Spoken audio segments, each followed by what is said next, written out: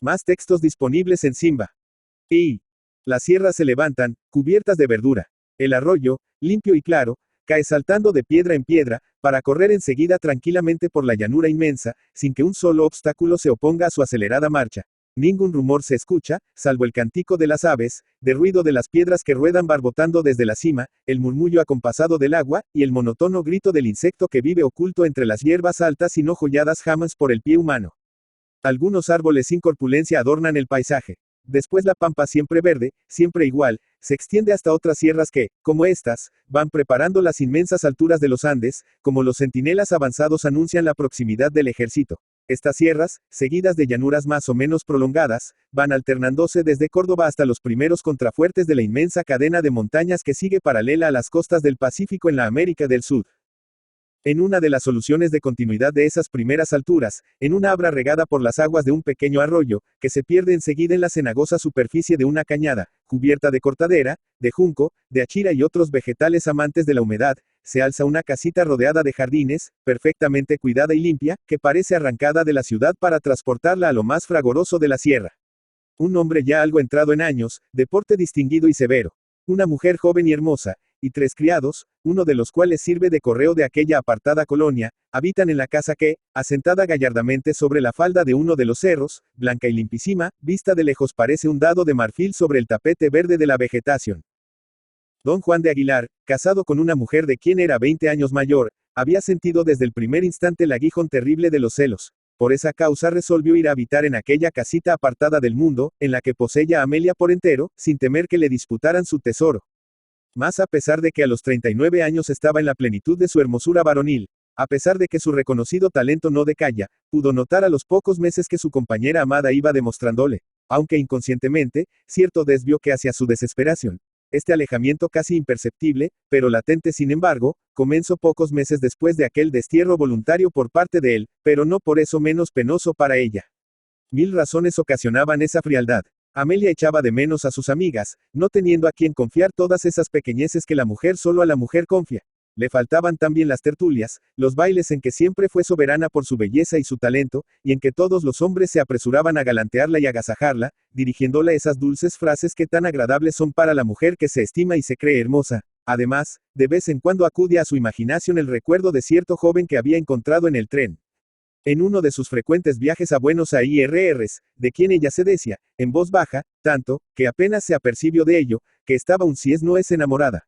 Por otra parte había echado de ver que don Juan era demasiado viejo para ella. Ni tenían ya los mismos gustos, ni las mismas aficiones, ni las mismas costumbres. Y cierto descreimiento, cierta desilusión que se notaba en su esposo, la desesperaba, a ella, que aún creía en las virtudes y en las noblezas, en las abnegaciones y en los heroísmos.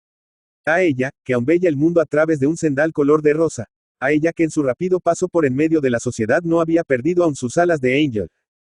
Además, don Juan había tenido que confesar a Amelia un desliz de su juventud. La niña no supo sin dolor que su esposo tenía un hijo de la misma edad de ella, y a quien profesaba aquel un cariño entrañable, tanto que no titubeó en llamarle a su lado, para que fuese a compartir su soledad durante algunos meses. Arturo, el joven en cuestión, era militar, y poco tiempo después de obtener los despachos de teniente primero, había pedido una licencia temporal para ir a abrazar a su padre. Con este motivo, Amelia vio aún más claramente la distancia que existía entre don Juan y ella. Aquel hijo la robaba una parte del cariño del hombre a quien había sacrificado sus mejores años, halagada quizás por el brillo de su inteligencia, y por sus triunfos de político. El teniente Aguilar debía llegar de un momento a otro. 2. La mañana del día en que don Juan esperaba a Arturo, estaban Amelia y él en el pequeño jardín del frente de la casita blanca, contemplando la riente salida del sol, que, dorando la cumbre de los cerros vecinos, los hacía destacar magníficos sobre el fondo azul del cielo.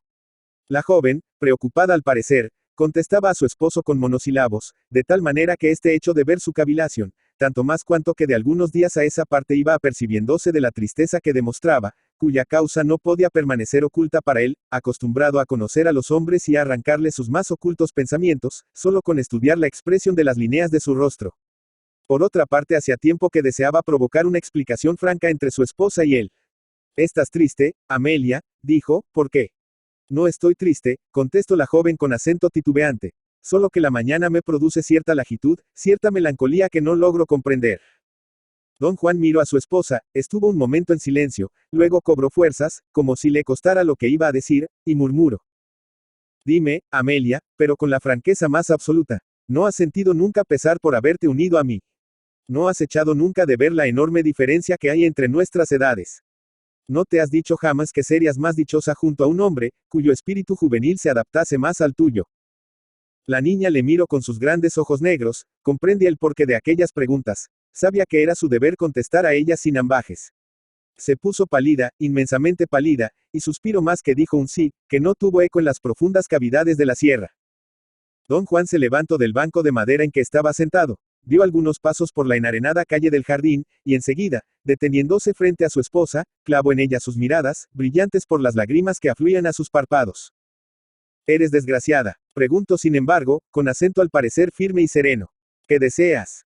Nada deseo. Pero eres cruel al esconderme en estos apartados sitios. Eres cruel al confinarme en estas sierras, lejos de mi familia, de mis amigos, de todo lo que amo, en fin, eres cruel, cuando me pides que te ame a ti solo, que piense solamente en ti, que te tenga por única compañía. Yo creí que ibas a hacer que compartiese tus triunfos, que viviese con tu vida agitada de hombre necesario, que brillase reflejamente por el brillo de tus triunfos, de tus victorias, de tus laureles.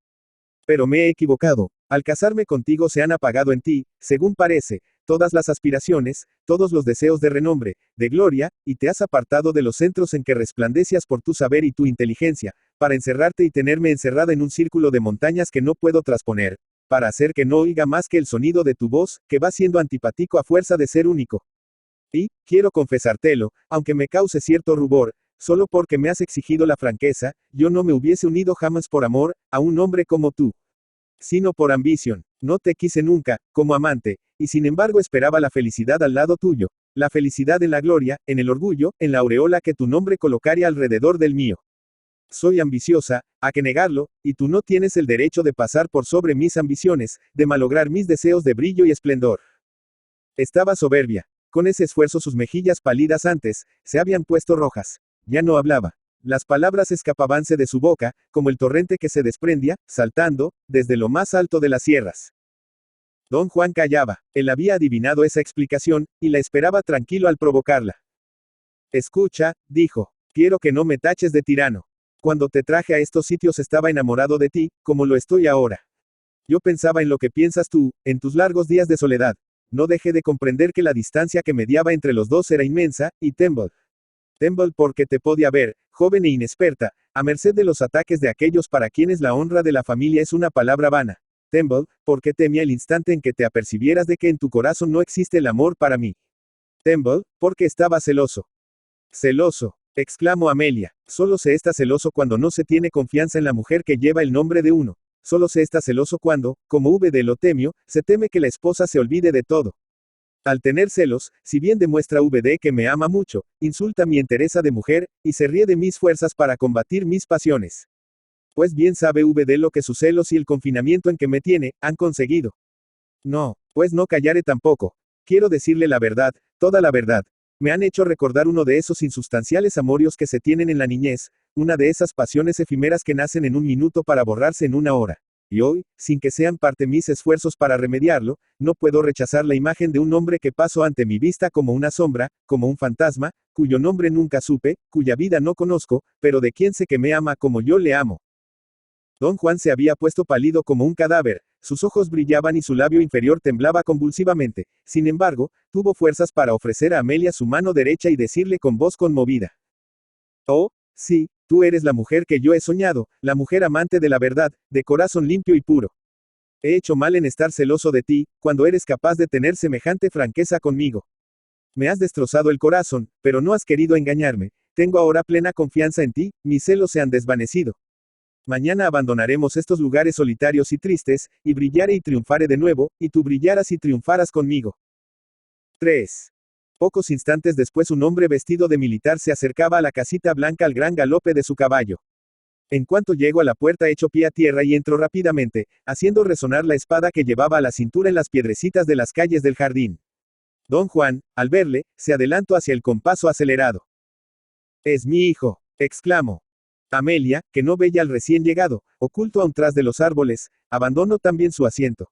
Pero no bien pudo mirar el rostro del joven, abrió los ojos desmesuradamente, se puso pálida, del color de la cera, y lanzó una exclamación, mitad suspiro, que no fue oída por su esposo.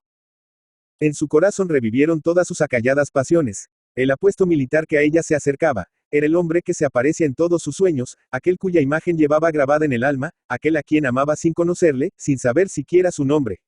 El hijo de su esposo. Su hijo, por lo tanto. Imposible describir la tempestad que este descubrimiento levantó en su pecho herido. Sin embargo, pudo sobreponerse a su conmoción, y avanzó al encuentro del joven, seria, casi ceñuda. Este no la había olvidado tampoco. Al verla palideció ligeramente, y sonrió con tristeza, al escuchar estas palabras de boca de su padre: Arturo, te presento mi esposa. Las manos se estrecharon ligeramente. Señora.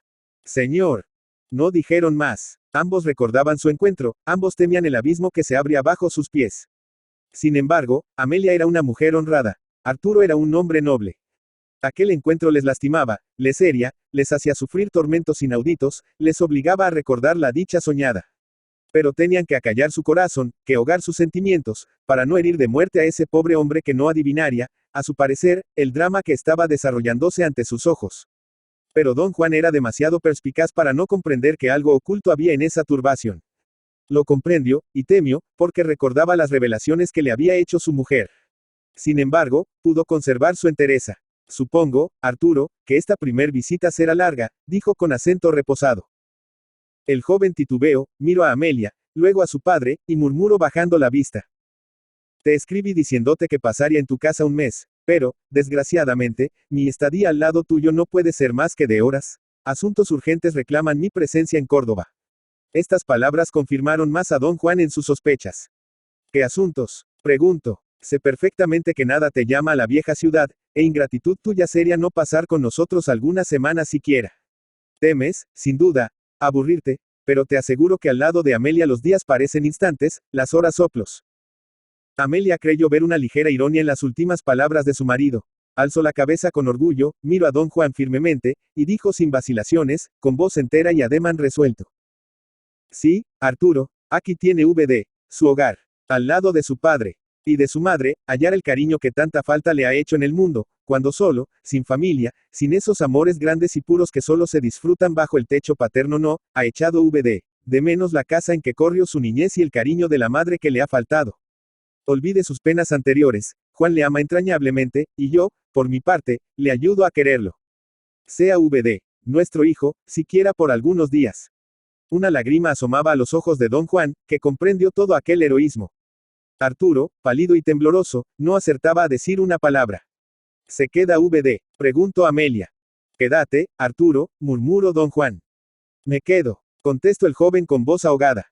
Y entonces comenzó el martirio. Ellos se amaban, y aquella vida en común. Aquellas entrevistas repetidas hasta lo infinito. Aquellas ocasiones en que ambos se hallaban lejos de todas las miradas indiscretas. Aquella pasión desbordante, a que solo esfuerzos sobrehumanos podían poner valla. Aquel rostro austero de don Juan, cuyos ojos graves se clavaban en su esposa y su hijo, como una eterna prohibición, como una eterna amenaza, era algo que les enloquecía, que les mataba lentamente. En varias ocasiones, cuando Amelia sentada al piano ejecutaba una de esas melodías apasionadas y tiernas, en las que ponía toda su alma con sus pesares infinitos, don Juan, tirano por su temor y sus celos, deseando que Arturo no rodase al abismo arrastrándolos consigo, le decía con voz firme. Ve a dar vuelta a las hojas de la música, para que tu madre no tenga que interrumpirse. Y esa palabra madre la repetía con incansable afán 100 y 100 veces en cada hora, como si quisiese dar a Arturo un apoyo para que se detuviera en la resbaladiza y peligrosa pendiente. Y el joven obedece a la indicación de su padre, y allí, junto al piano, apartando los ojos de la mujer amada, aspiraba su fresco perfume, nuevo tántalo de amor. Don Juan solía dejarlos solos intencionalmente. Entonces no se miraban tampoco, no querían mirarse, porque sabían que una chispa basta para encender la hoguera devoradora. Amelia por su parte, muda y triste, pálida como el mármol, febriciente, lloraba en el silencio de la noche. Sus deberes de esposa por un lado, su corazón ardiente por el otro, reñían en su pecho atroz batalla. Pensaba en aquel hombre que sufría carcomido por los celos, soñaba con la dicha desaparecida para siempre, y en medio de su soledad, cuando todos estaban lejos de ella, cuando ni un rumor despertaba los ecos adormidos de los cerros, daba suelta a sus lágrimas candentes de mujer infeliz. Deseaba la muerte como término de sus pesares. Quería huir de aquellos sitios, arrojar a Arturo de aquella casa, fulminar a su marido con todas las acres palabras que su encono contra la suerte hacía asomar a sus labios, correr al través de los campos, y quitar de sobre su pecho el enorme peso que la ahogaba. Encontrábase en un estado extraño, nada la agradaba, nada era capaz de sacarla de su atonia. Porque todos los objetos, todas las personas, todos los paisajes, se le presentaban vagos, turbios, no veía más que la gallarda figura de Arturo, con su traje de colores salientes, con su barba sedosa que apenas sombreaba el rostro, con sus grandes ojos llenos de tristeza. Él, solo, era luminoso. Parecía rodeado por una aureola. Lo demás se apagaba, se disolvía.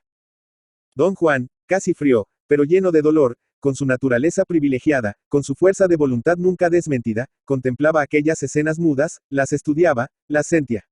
Por la noche, a la hora de retirarse, besaba a Amelia en la frente, lo mismo hacía con Arturo. Después, cada uno iba a su habitación, donde los tres se entregaban a sus meditaciones, o dejaban libre curso a las lágrimas. Esto duró una eternidad. Un mes pasó Arturo en casa de su padre. Durante todo la joven fue poco a poco palideciendo. Sus ojos estaban rodeados por un círculo azul, y sus manos temblaban como si la infeliz mujer fuera presa de la fiebre. Don Juan, mustio y afligido, no hallaba voz en su garganta. Arturo encontrábase en un prolongado suplicio.